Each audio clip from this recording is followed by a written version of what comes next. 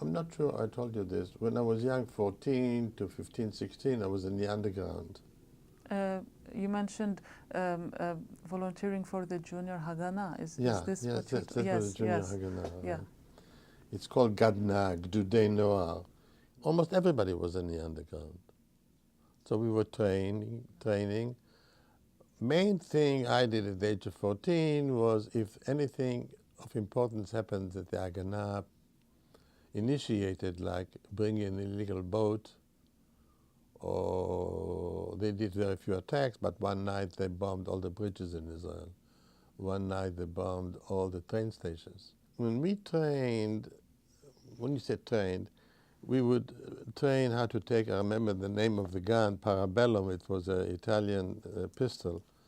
We trained how to take it apart and put it together.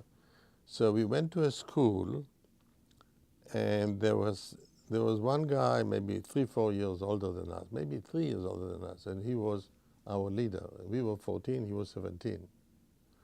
And in order to make sure we are not caught, we had low lights, and we covered all the windows with black curtains.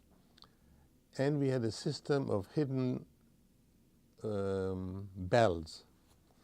And each one of us had a turn to stand near the door, and if we saw the police, we'll ring the bell. The bell was hidden. You looked at it, you wouldn't see it.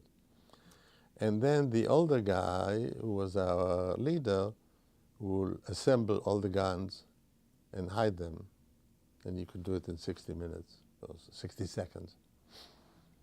But if we were caught, even so, I would say after every event the Haganah did, we would go with a bucket of glue and posters and do it. And although this was not dangerous, but it could be dangerous, because if an armored British car will come and they'll see youth putting the posters, they didn't know if it was the Irgun, the Stern Group, or the Haganah.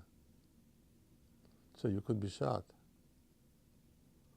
So my parents didn't know about it, but my mother knew something was funny, that I'm coming at 1 o'clock.